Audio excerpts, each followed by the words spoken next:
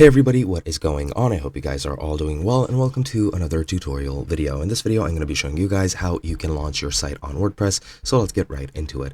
As you can see, currently I'm on my dashboard and my site is already launched. So I won't exactly be able to show you what button you need to click to actually launch it, but it is a very easy process and I'll be telling you where to go. Now there are two variations and it depends on which kind of view you are using. In my case, I'm using the WordPress admin classic view. If I go into my settings and go into general, as you can see, if I scroll down, I'm using the classic style. If you use default style, it's going to be a bit different. Now, on the default style, you're just going to go into settings in general, and you're going to see a launch your site button somewhere here, and you just have to click that. And after you do, it'll ask you for confirmation. And I'm sorry for my number, for my phone going off.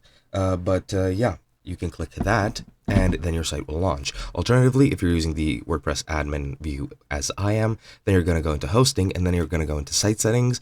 And here, as you can see, I have privacy. Instead of this, you should see a launch site button. And once you click that, then your site will also launch. And that is pretty much it. You just need to click on that and confirm that you want to launch it, and your site will be launched and set up and everything will be running and people can start visiting. Now, once you're done with that, under site settings, you can modify your privacy. You can set it to coming soon if you're not finished building it. You can set it to private, so only people with the appropriate login credentials that you have proved can view it, or you can set it to public and anybody can view it. You can also discourage search engines from indexing it. However, people who still have the link will be able to see it and enter it. However, nobody will see it on Google pretty much. And you can also prevent third-party sharing for this site, and this will prevent the content from being shared with their licensed network of content and research partners, including those that train AI models, which I do recommend you save if you don't want AI combing over your site and viewing what you have on it. And that's pretty much it.